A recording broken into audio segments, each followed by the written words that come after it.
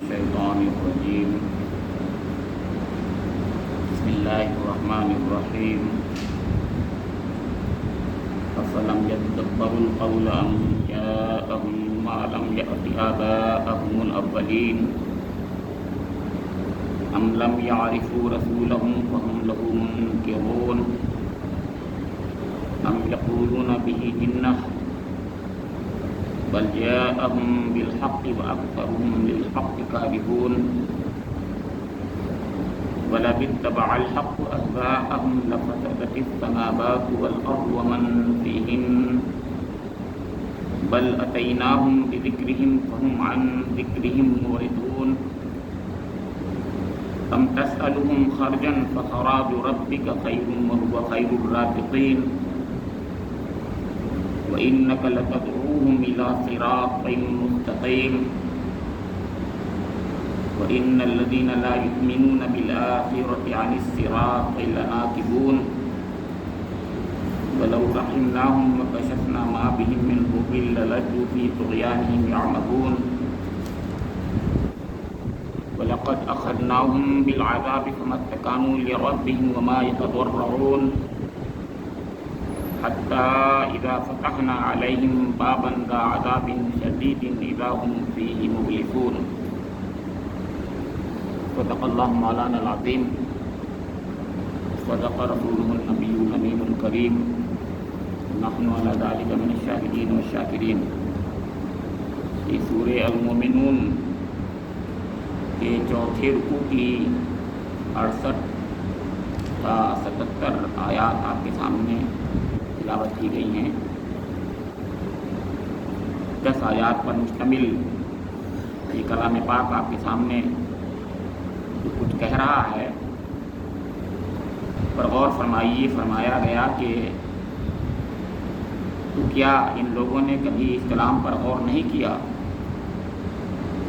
یا وہ کوئی ایسی بات لایا ہے جو کبھی ان کے اسلاف کے پاس نہ آئی تھی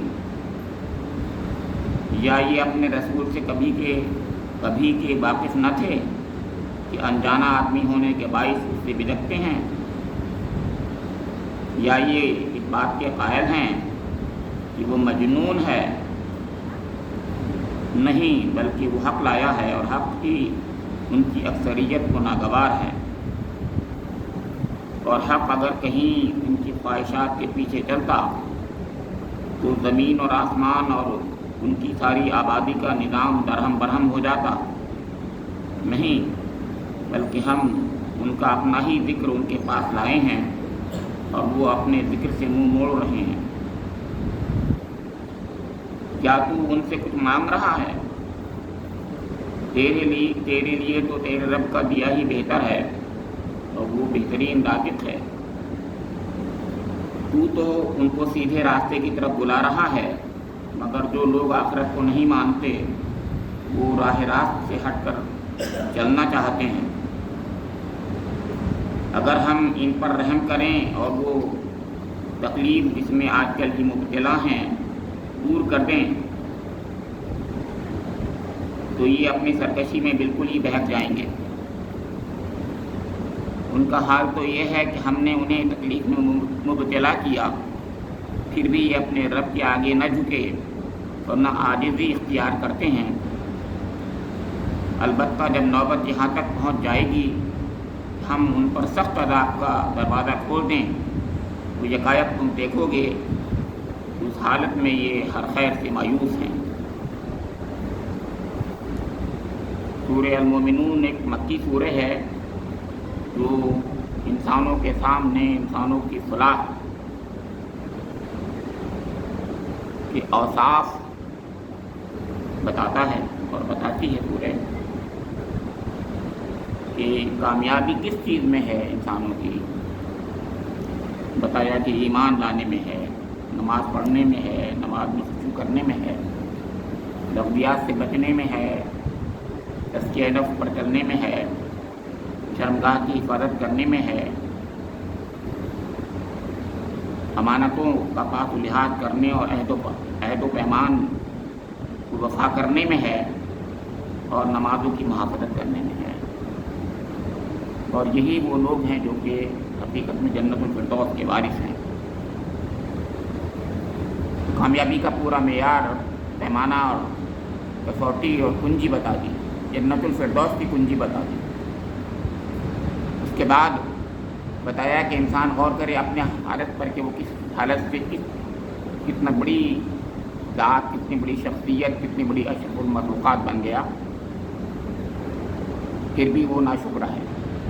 اور پھر اسی شکر کے ضمن میں بتایا کہ اللہ تعالیٰ نے چاروں طرف اس کے لیے نعمتوں کے سامان کر دیے ہیں، اور ہر طریقے سے اس کے لیے جو کچھ اس کو ضرورت احتیاج ہے اس سے زیادہ بڑھ کر دیا جا رہا ہے، لیکن وہ ہے کہ ناشکری میں مبتلا ہے اور لاؤبالی پن میں اور شرک میں، اپنے رب کے ناشکرے پن میں مبتلا ہے۔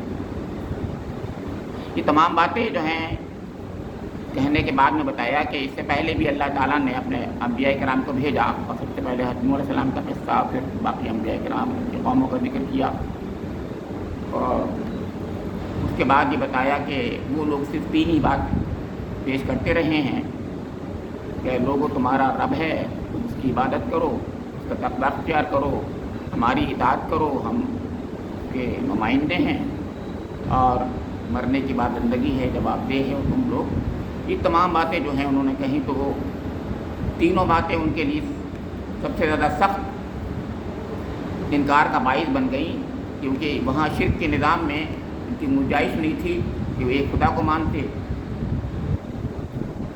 رسالت کے تعلق سے سرداری کا جو ایک ٹرائبل سسٹم تھا وہاں پر، اس کے خلاف وہ کیسے کھڑے ہو سکتے تھے، اور ہر ایک سردار جو ہے اپنی سرداری کو قائم کرنے کے لیے دوسروں کی لیگ پولنگ کرتا تھا پہلے بھی، تو لہٰذا حضور نبی اکرم کی سرداری کو کیسے مان لیتے۔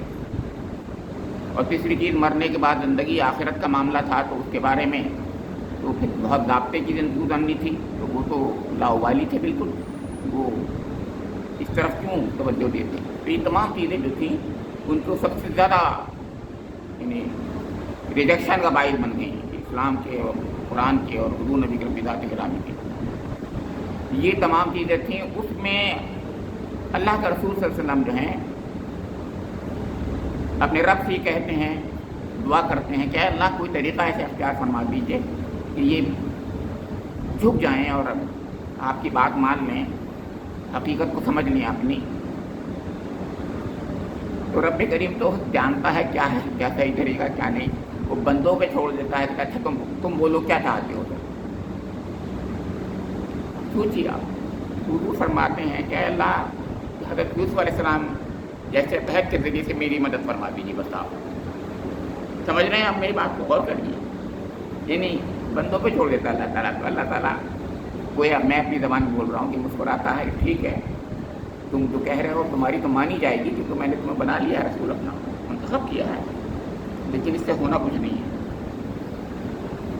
اب وہی چیز ہے، یہاں پر سخت عذاب آ گیا ہے، قحط آ گیا ہے، اور اس حالت میں یہ آیتیں نازل ہو رہی ہیں۔ اور ٹھیک ہے، اس میں ذکر بھی ہے، بلبلا کا ہے، یہ 7 سال کا قحط ہے، بس سخت ہے۔ دیکھیے 2 قحط ہوئے ہیں، یاد رکھیے گا۔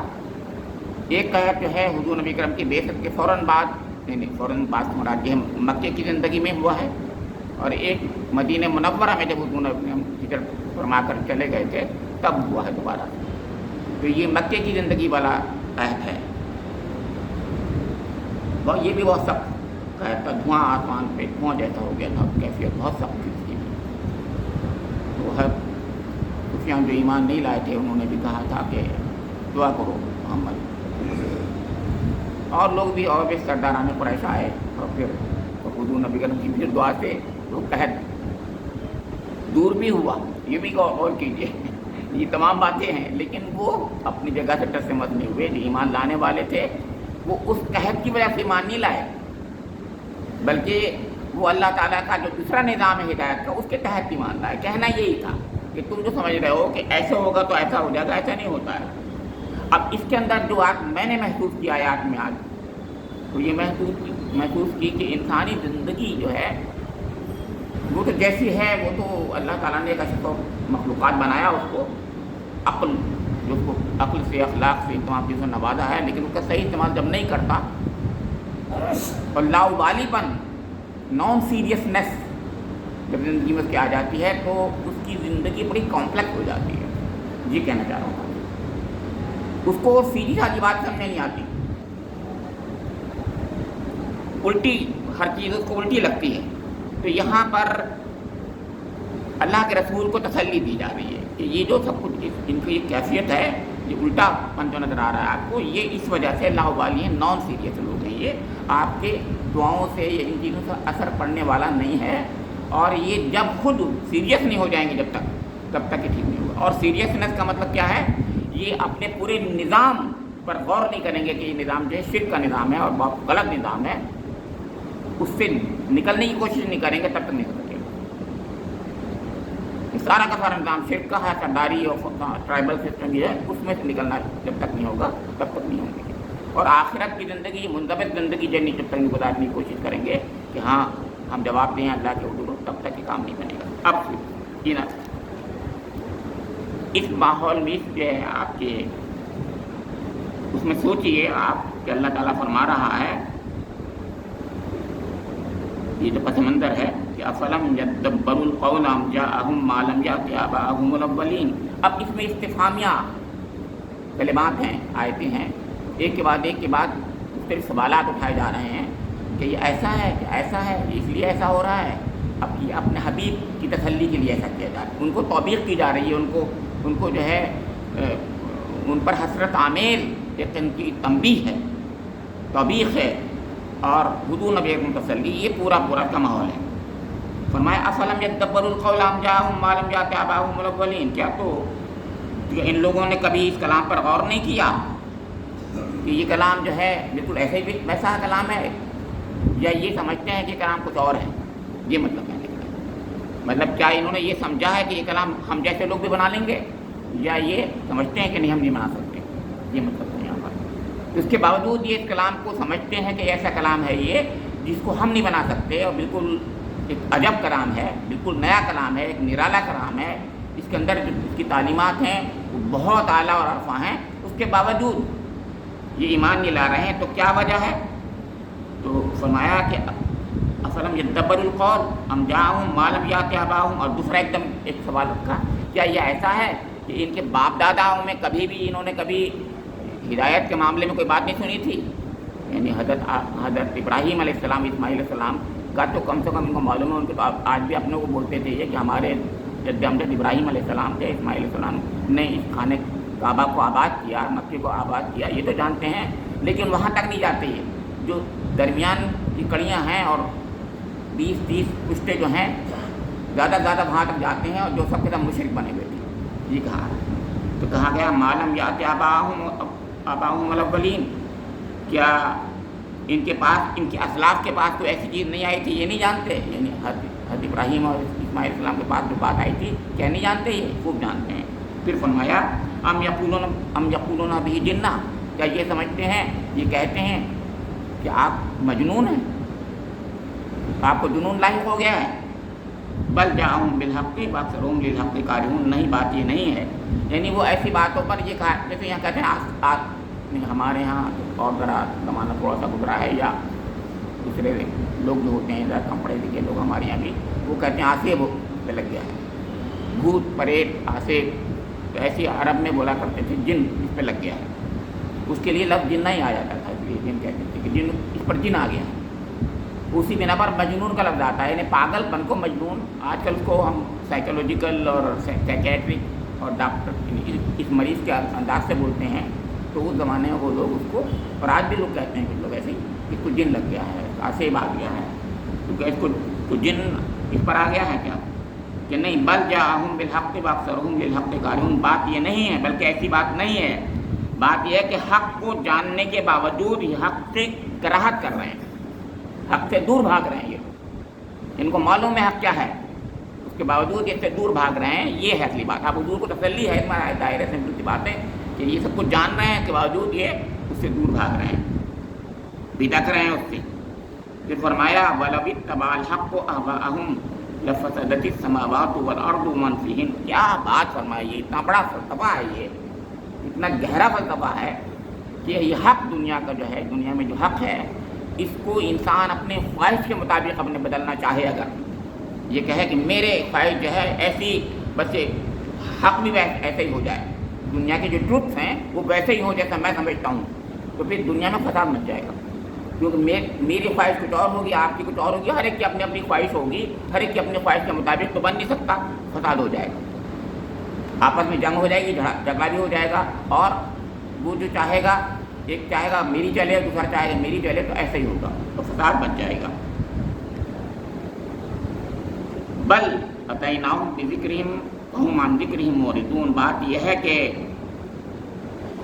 حق جو لائے ہیں ان کی اکثریت کو ناگوار ہے، اور فرمایا کہ بلکہ ہم ان کا اپنا ہی ذکر ان کے پاس لائے ہیں، وہ اپنے ذکر سے منہ موڑ رہے ہیں۔ ایک بہت بڑی بات یہاں دوسرے فلسفے کی بہت بڑی، سورہ انبیاء میں دوسری جگہ پر بھی ہے، یہ کتاب جو ہے اس میں تمہارا ہی ذکر ہے، فرمایا سورہ انبیاء کی 10ویں آیت میں بتایا ہے، یہاں فرمایا کہ بل اتیناہم بذکرہم وہم عن ذکرہم معرضون، بلکہ یہ ذکر جو ہے یعنی یاد دہانی جو ہے انہی کے لیے آئی ہے، یہ قرآن پاک انہی کی نصیحت کے لیے یاد دہانی کے لیے لایا گیا ہے، لیکن یہ اپنے ہی ذکر سے اعراض کر رہے ہیں، اپنی نصیحت ان کے پاس جو آئی ہے اسی سے اعراض کرنا چاہتے ہیں، اس سے دور بھاگ رہے ہیں، جو ان کے لیے دوا ہے وہ دوا سے بھاگ رہے ہیں، وہ یہ ہے ان کے لیے جو نسخہ کیمیا ہے اور شفا ہے، اس شفا کے بجائے یہ زہر کھانا چاہتے ہیں، اسی میں پڑے رہنا چاہتے ہیں۔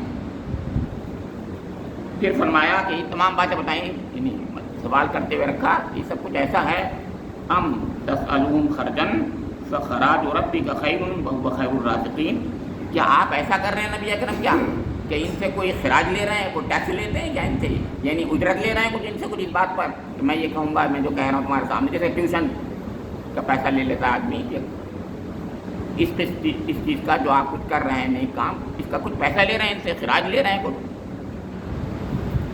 تو فرمایا نہیں، بلکہ بات یہ کہ آپ کے رب کی طرف سے جو کچھ آپ کو عنایت کیا ہوا وہ آپ کے لیے بہت بہتر ہے، وہو خیر الرازقین، اور بہتر وہ بہت بہترین رزق دینے والا ہے۔ اور ظاہر ہے اللہ کا رسول حضور نبی صلی اللہ علیہ وسلم ان سے کچھ بھی نہیں مانگ رہے تھے، اس کے باوجود وہ لوگ جو ہیں اس سے بھاگ رہے تھے، یعنی مطلب یہ مفت میں ٹیوشن مل رہی تھی، اس کے باوجود اس کو اختیار نہیں کرنا چاہتے تھے۔ پھر فرمایا وَإِنَّكَ لَتَدْعُوهُمْ إِلَىٰ صِرَاطٍ مُسْتَقِيمٍ، تو ان کو سیدھے راستے کی طرف بلا رہا ہے، حضور نبی اکرم کے بارے میں فرمایا إِنَّكَ لَتَدْعُوهُمْ إِلَىٰ صِرَاطٍ مُسْتَقِيمٍ، آپ تو صرف ان کو سیدھے راستے کی طرف بلا رہے ہیں، یعنی آپ کتنے پیارے انداز سے دلجوئی فرمائی جا رہی ہے اپنے حبیب کی کہ آپ تو اپنے یعنی ان کے لیے صرف صراط مستقیم کا راستہ دکھا رہے ہیں، اور یہ ہے کہ اس سے بھاگ رہے ہیں۔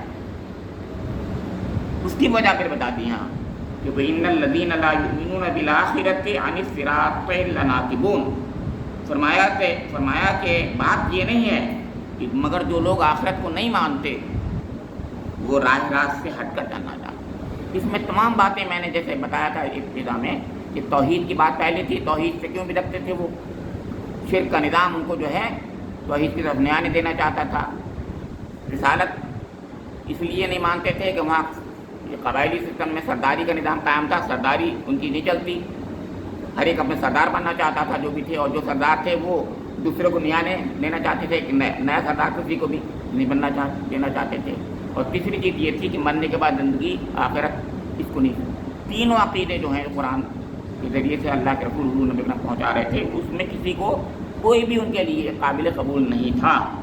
تو اس میں اللہ تعالیٰ نے یاد دلایا یہاں پر کہ ان الذین لا یؤمنون بالآخرۃ عن الصراط لناکبون، بات دراصل یہ ہے کہ لوگ آخرت کو نہیں ماننا چاہتے، اس لیے وہ راہ راست سے ہٹ کر چلنا چاہتے ہیں، ان پر جو ذمہ داریاں آ جائیں گی، جو ان پر ضابطہ قائم ہو جائے گا، جو بندشیں آ جائیں گی، اس بندشوں میں نہیں رہنا چاہتے، باللاوبالی بالکل آزاد رہنا چاہتے ہیں، کوئی پوچھنے والا نہ ہو، جیسے چاہیں کریں، جو چاہیں کریں، کوئی قانون نہ ہو اس زندگی۔ حالانکہ ان کا اپنا قانون جو ان کے سرداروں کا قانون تھا وہ چلتا تھا، بالکل یاد رکھیے، ایسا نہیں ہوتا کہ نہیں چلتا، لیکن بہرحال یہ کہ وہ سمجھتے تھے ہم آزاد رہنا چاہتے ہیں۔ ہاں آج بھی معاملہ یہی ہے، سمجھتا ہے انسان کہ وہ کسی قسم کا کوئی قانون پہ چلتا نہیں ہے۔ ارے صاحب آپ کسی ملک میں رہتے ہیں، اس ملک کا قانون آپ اس میں چلتے ہیں، آپ کو رہنا پڑتا ہے، آپ اس کے خلاف چلیں گے تو آپ کو جیل ہو جاتی ہے، سزا ہو جاتی ہے، مگر وہ سمجھتا ہے کہ نہیں میں بالکل آزاد رہوں، بس مطلب یہ اس کے علاوہ کوئی بھی کسی قسم کا کوئی بندش نہ ہو۔ فرمایا کہ وَلَوْ رَحِمْنَاهُمْ وَكَشَفْنَا مَا بِهِمْ مِنْ ضُرٍّ لَلَجُّوا فِي طُغْيَانِهِمْ يَعْمَهُونَ۔ اب پھر تسلی کا ایک اور پہلو ہے، اب وہ قحط کی طرف تبصرہ ہے۔ فرمایا کہ اگر ہم ان پر رحم کریں اور وہ تکلیف جس میں یہ آج کل جو مبتلا ہیں دور کر دیں تو یہ اپنی سرکشی میں بالکل ہی بہک جائیں گے۔ اب حضور نبی اکرم آپ لوگ کتنے پیارے ہیں، کتنے انسانوں کے لیے کتنی محبت کرنے والے۔ ایک طرف تو حضور نے یہ بات کہی تھی کہ اللہ کہ میری مدد فرما حضرت یوسف علیہ السلام جیسے قحط کے ذریعے سے، تاکہ یہ لوگ قریب آ جائیں، آپ کے قریب آ جائیں، اسلام کی طرف آ جائیں۔ لیکن جب دیکھا نہیں آ رہے ہیں تو آپ حضور نبی اکرم ان کے لیے آپ دل بنانے لگے، رونے لگے، اے اللہ ان کو بچا لیجیے آپ، اور ان کو ہدایت دے دی۔ تو اللہ تعالیٰ فرما رہا ہے کہ یہ جو ہیں یہ آپ کی اس حالت میں جو آ گئے ہیں، قحط کی حالت میں، اس سے صحیح راستہ نہیں پائیں گے۔ یہ اپنی سرکشی میں اگر ہم ان کو، اب وہ کہہ رہے ہیں اللہ ان کا عذاب سے نکال دیجیے، اب حضور نبی اکرم یہ فرما رہے ہیں، کیونکہ لوگ ان کے پاس آ رہے ہیں حضور نبی اکرم کے پاس کہ آپ دعا کیجیے، تو اب حضور نبی اکرم دعا کرنا چاہتے ہیں کہ ان کے لیے دعا کر دیں کہ اس مصیبت سے نکل جائیں۔ چیخ رہے ہیں، چیخ اٹھے ہیں وہ لوگ۔ تو اب اس پر اللہ تعالیٰ فرما رہا ہے کہ اگر ہم جو ہیں آپ کی دعا کو، اس دعا کو قبول کر لیں گے، آپ وہ پہلی دعا تھی وہ قبول ہو چکی، اب اس دعا کو قبول کر لیں گے اگر، یعنی اس سے نکال دیں گے تو یہ اور زیادہ بہک جائیں گے، ان کا دماغ بالکل خراب ہو جائے گا، یہ کہا ہے۔ اور بالکل صحیح بات ہوتی ہے کہ بالکل ان کا دماغ خراب ہو جائے گا۔ اور پھر فرمایا کیا ہوگا، فرمایا کہ وَلَقَدْ أَخَذْنَاهُمْ بِالْعَذَابِ فَمَا اسْتَكَانُوا لِرَبِّهِمْ وَمَا يَتَضَرَّعُونَ۔ ان کا حال تو یہ ہے کہ ہم نے اب انہیں تکلیف میں مبتلا کیا ہے، پھر بھی اپنے رب کے آگے نہیں جھکے ہیں، یعنی اس حالت میں بھی ابھی رب کے آگے نہیں جھکے ہیں، جبکہ ہم نے ان کو اس سخت حالت میں گرفتار کیا ہوا ہے۔ اور ناعاجزی اختیار کر رہے ہیں، یتضرعون، وہ بھی نہیں کر رہے ہیں۔ تو سوچئے کہ جب ہم آپ کی اس دعا کو قبول کر لیں گے کہ اے اللہ نکال دو، اس مصیبت سے نکال دیجیے، تو کیا یہ آپ کی طرف آ جائیں گے، آپ کی بات مان لیں گے یا اللہ تعالیٰ کو مان لیں گے؟ ایسا بالکل نہیں کریں گے یہ لوگ۔ فرمایا کہ ہاں پھر کیا ہوگا، حتیٰ اذا فتحنا علیہم بابا ذا عذاب شدید اذا ہم فیہ مبلسون، ہوگا یہ کہ ہم پھر اپنی سنت قاہرہ کا مظاہرہ کریں گے۔ تو سنت قاہرہ یہ ہے کہ پھر ہماری سنت ہے، وہ سنت یہ ہے کہ جب کوئی قوم نہیں مانتی رسول کی بات بالکل، اور رسول جو ہے آخر میں دعا کر دیتا ہے، تو پھر اس دعا کو ہم کو قبول کرتے ہیں، وہ عذاب کی دعا ہوتی ہے۔ یعنی اب تو آپ یہ کہہ رہے ہیں اللہ اس عذاب سے نکال دیجیے، تو اس وقت یہ ہے آپ کی دعا، لیکن ایک وقت ایسا آنے والا ہے، آتا ہے رسول کی زندگی میں، جبکہ وہ یہ کہتا ہے کہ اے اللہ بس میں نے اپنی بات پوری کر لی، اب آپ وہ سینکشن جو آپ نے مجھے دی ہے، وہ اس سینکشن کے مطابق ان پر عذاب بھیج دیں۔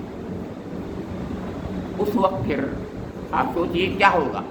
یعنی یہ بھی یاد دہانی کرائی جا رہی ہے اپنے حبیب کو کہ ایسا وقت آپ کو نہیں پتہ، رسولوں کی زندگی میں وہ وقت بھی آتا ہے۔ اس وقت آپ سوچئے کہ آپ ایسا چاہیں گے کیا کہ ان کے لیے آپ اس وقت عذاب کی دعا مانگیں گے۔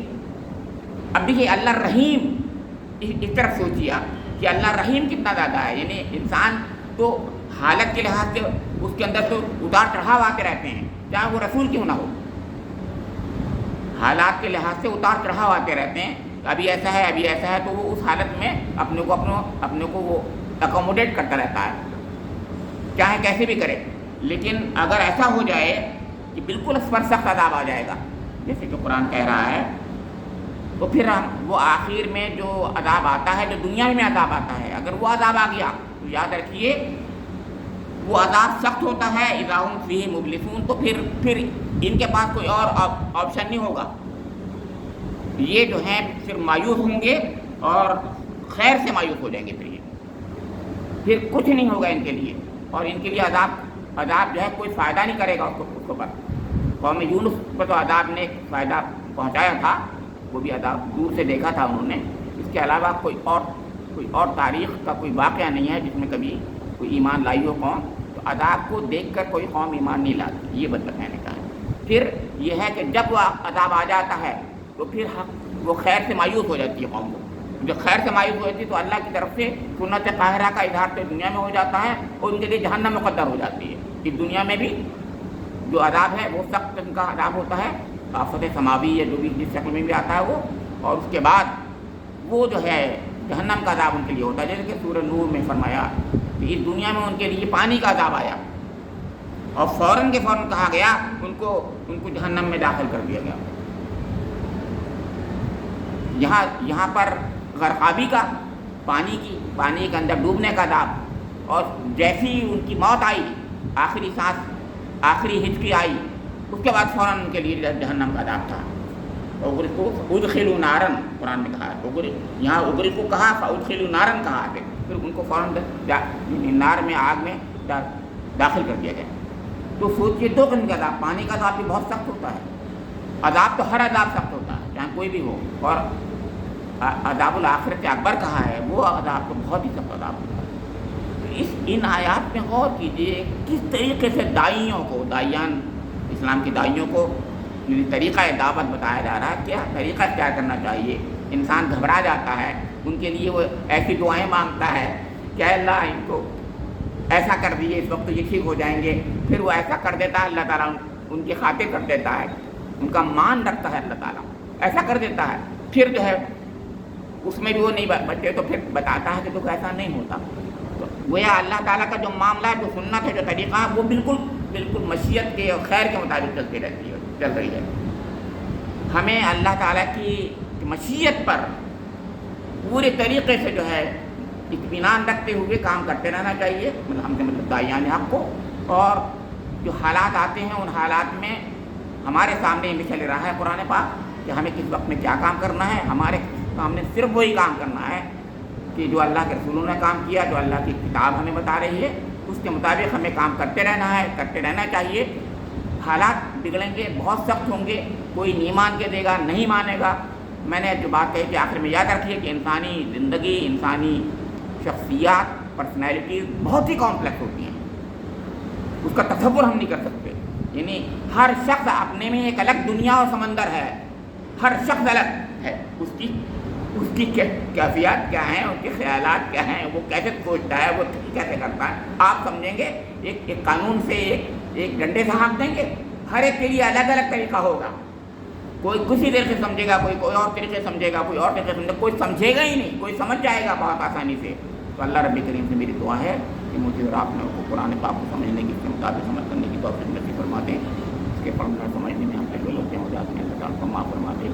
ربنا تقبل منا انك انت السميع العليم وتب علينا انك انت التواب الرحيم. واخر دعوانا